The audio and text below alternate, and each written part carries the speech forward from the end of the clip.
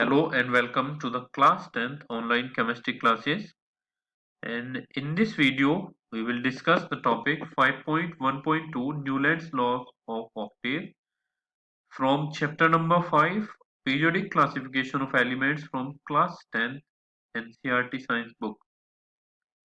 The attempts of Dobereiner encouraged other chemists to correlate the properties of elements with their atomic masses. जो attempt डोबेरेनियन ने किया था उसने दूसरे केमिस्ट को भी एनकरेज किया कि वो जो प्रॉपर्टीज है एलिमेंट्स की उनके एटॉमिक मासेस से कंबाइन करें उसको. In 1866, John Newlands, an English scientist, arranged the then known elements in the order of increasing atomic masses. 1866 में जॉन न्यूलैंड जो एक इंग्लिश साइंटिस्ट थे उन्होंने उस समय की जितनी भी नोन एलिमेंट्स थी उन्हें इंक्रीजिंग एटॉमिक मासेस के अकॉर्डिंग अरेंज किया. He started with the element having the lowest atomic mass, that is hydrogen, and ended at thorium, which was the 56th element. यानी उन्होंने स्टार्ट किया एलिमेंट को जो lowest atomic mass था जिसमें hydrogen, और एंड किया अपने अरेंज करना थोरियम पे जो 56th एलिमेंट थी. He found that every eighth element had properties similar to that of the first. तो उन्होंने क्या ऑब्जर्व किया कि हर एक जो एट्थ एलिमेंट है उसकी जो प्रॉपर्टी है वो फर्स्ट एलिमेंट के जैसी है. He compared this to the octaves found in music. तो जैसे ऑक्टेव यानी सुर म्यूजिक में मिलते हैं उसने इसको उससे कंपेयर किया कि जैसे हर आठवां सुर जो है वो पहले सुर के जैसे हो जाता है. तो ऐसे ही जो प्रॉपर्टीज थी हर एक एट्थ एलिमेंट की वो थी पहले जैसे एलिमेंट के बराबर. So therefore he called it the law of octaves. इसीलिए उसने इसे law of octaves बोला. It is known as Newland's law of octaves और इसको न्यूलैंड्स लॉ ऑफ ऑक्टेव के नाम से जाना जाता है. In Newland's octaves, the properties of lithium and sodium were found to be the same. अब न्यूलैंड्स ऑक्टेव में जो प्रॉपर्टीज थी लिथियम की और सोडियम की वो सेम थी. Sodium is the eighth element after lithium. तो सोडियम जो था वो एट्थ एलिमेंट था लिथियम के बाद में उस समय में, क्योंकि उस न्यूलैंड के टाइम पे सिर्फ 56 एलिमेंट ही नोन थी और उसने उन नोन एलिमेंट को जब इंक्रीजिंग एटॉमिक मासेस के अकॉर्डिंग अरेंज किया तो 8 नंबर पे सोडियम था और वो बिल्कुल लिथियम की तरह से प्रॉपर्टी शो कर रहा था. तो similarly beryllium and magnesium resemble each other. इसी तरह से बेरिलियम और मैग्नीशियम एक दूसरे को रिजेंबल कर रहे थे यानी एक दूसरे से सिमिलरिटी शो कर रहे थे. A part of the original form of Newland's octave is given in table 5.3. कि जो न्यूलैंड्स ऑक्टेव है वो टेबल 5.3 में दे रखा है ओरिजिनल फॉर्म. तो यह है कि नोट ऑफ म्यूजिक उन्होंने रखे, ये हिंदी के नोट्स हैं सा रे गा मा पा धा नी. तो ऐसे ही ये इंग्लिश में है डो रे मी फा सो ला टी. ठीक है, तो इसमें हम देख रहे हैं कि जब ये एलिमेंट्स को इंक्रीजिंग एटॉमिक मासेस में अरेंज किया तो जो एट्थ एलिमेंट थी वो किसके जैसी थी, पहले एलिमेंट के जैसी थी.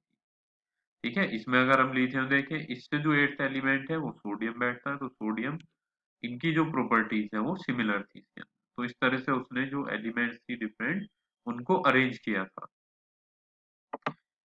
ठीक है, तो इसमें आगे जाने से पहले ये डू यू नो देख लेते हैं कि are you familiar with musical notes, कि क्या आप म्यूजिकल नोट से फेमिलियर हैं. In the Indian system of music there are 7 musical notes in a scale. कि इंडियन सिस्टम ऑफ म्यूजिक में 7 म्यूजिकल नोट्स होती है कि स्केल में सा रे गा मा पा धा नी. In the West, they use the notation do, re, mi, fa, so, la, ti. The notes in a scale are separated by whole and half-step frequency intervals of tones and semitones.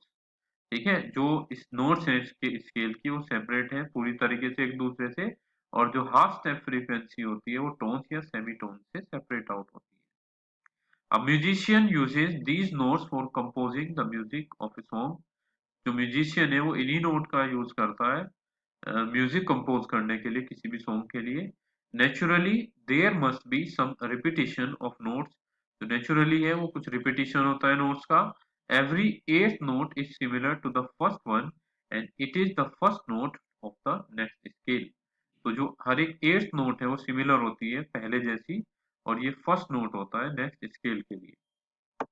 So it was found that the law of octaves was applicable only up to calcium।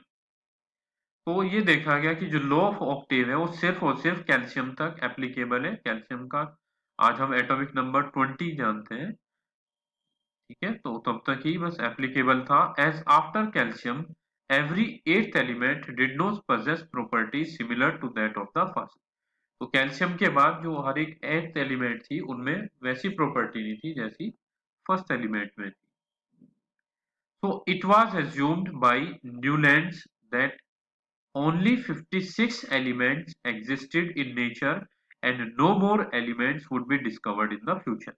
तो ये भी assume कर लिया था Newland ने कि सिर्फ 56 element ही exist करती है नेचर में और आने वाले समय में कोई भी नई एलिमेंट डिस्कवर्ड नहीं होगी। But later on several new elements were discovered whose properties did not fit into the law of octaves। तो उसके बाद में फिर जो नई एलिमेंट्स है वो डिस्कवर नहीं हुई जिनकी प्रॉपर्टीज जो थी वो लॉ ऑफ ऑक्टेव में बिल्कुल भी फिट नहीं होती थी। तो ये कुछ ड्रॉबैक्स हैं कि वो सिर्फ कैल्शियम तक एप्लीकेबल था। न्यूलैंड्स लॉ ने 56 एलिमेंट कंसीडर किए थे कि फ्यूचर में कोई और एलिमेंट डिस्कवर नहीं हो सकता है। And in order to fit element into his table, Newlands suggested two elements in the same slot, but also put some unlike elements under the same node। ठीक है, और सभी एलिमेंट को अपनी टेबल में फिट करने के लिए न्यूलैंड ने दो दो एलिमेंट को एक ही स्लॉट में एडजस्ट कर दिया और बहुत सारी ऐसी एलिमेंट्स को भी एक ही ग्रुप में रखा उसने कि जिसमें क्या था वो सिमिलर नहीं थी।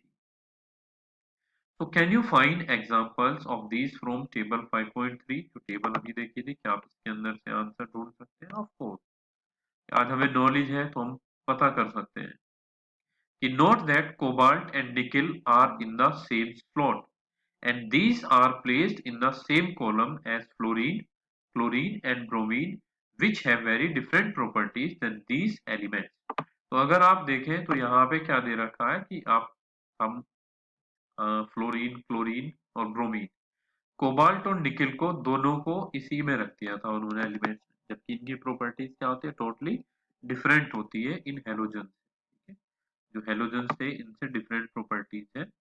And iron which resembles cobalt and nickel in properties has been placed far away from these elements. और वो आयरन जो कोबाल्ट से रिजेंबल करता था और निकल से रिजेंबल करता है प्रॉपर्टीज में, उसे आयरन को उनसे दूर रखा गया।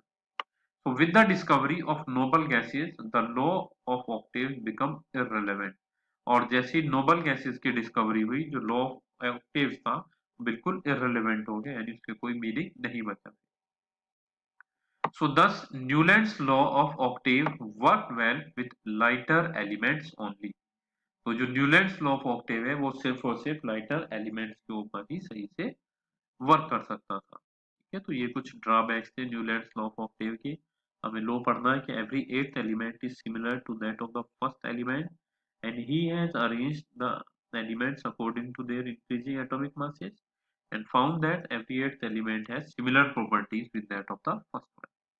But it has some drawback. It is applicable only up to the calcium, and afterwards it will no elements are showing similar properties as Newland has explained. He has also considered that only 56 elements are present in the nature and no new elements will be discovered. And the third drawback was that he has arranged some irrelevant elements in different groups or together, or he also arranged two elements in the same slot.